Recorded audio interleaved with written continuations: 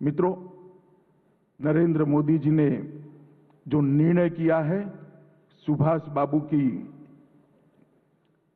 125वीं जयंती को मनाने का, मैं मानता हूं कि ये बहुत बड़ा निर्णय है और इस निर्णय से देश के अंदर बहुत बड़ा परिवर्तन होने वाला है। आज यहां से एक साइकिल यात्रा शुरू हो रही है। 3 टुकड़ियां जाएगी। एक टुकड़ी का नाम है नेताजी सुभाष चंद्र बोस टुकड़ी, जो 270 किलोमीटर का सफर तय कर नामी अनामी गुमनाम कई शहीदों के गांव में जाकर उनका महिमा मंडन करने का, उनकी याद को फिर से एक बार जीवित करने का प्रयास करेगी। दूसरी टुकड़ी रास बिहारी बोस टुकड़ी है, जो 400 किलोमीटर की यात्रा करेगी और सभी हमारे शहीद जो जिस गांव में से पैदा हुए थे वहां जाकर आगे बढ़ेगी। और खुदीराम बोस टीम भी जाएगी जो 250 किलोमीटर की यात्रा करेगी। मित्रों, ये प्रयास जो युवा कर रहे हैं, मैं इनको आज समग्र देश की ओर से साधुवाद देना चाहता हूं कि आप जो यात्रा कर रहे हो, ये भारत के पुनर्जागरण की यात्रा है। क्योंकि जिस देश की युवा पीढ़ी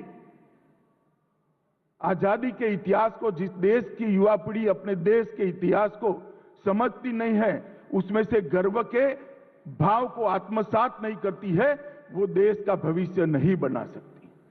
देश का भविष्य वही युवा पीढ़ी बना सकती है जो देश के इतिहास को समझती है। देश का भविष्य वही युवा पीढ़ी बना सकती है जो देश के इतिहास की सारगर्भिता को आत्मसात करती है। देश का भविष्य वही युवा पीढ़ी बना सकती है जिन्होंने देश के लिए बलिदान दिया, उनके प्रति दिल में सम्मान रखती है और उनके उद्देश्यों को पीढ़ी दर पीढ़ी आगे ले जाने का जज्बा रखती है। और आज जो युवा यहां से साइकिल लेकर निकलेंगे, वो पूरे बंगाल के अंदर लगभग 900 किलोमीटर की यात्रा कर देश के बंगाल के युवाओं को जिस प्रकार से प्रेरित करने का काम करेंगे, मैं मानता हूं कि उनका ये पुरुषार्थ बहुत लंबे समय तक बंगाल को और भारत को बहुत कुछ देगा। आज हमारे इतिहास को हमने अपने नजरिए से भी देखने की जरूरत है। हमारे इतिहास को अपने नजरिए से समझने की भी जरूरत है।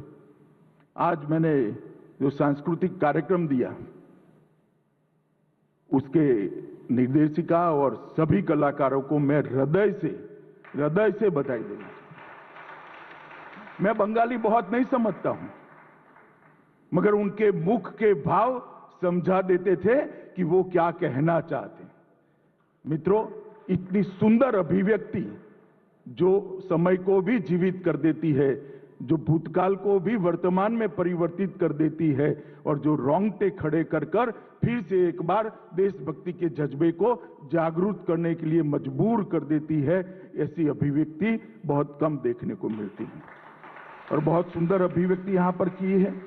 मैं इतना ही कहना चाहता हूं कि ये जो कार्यक्रमों की श्रृंखला है, सुभाष बाबू की 125 वर्ष की जयंती के 125वीं जयंती के 1 साल तक चलेंगे।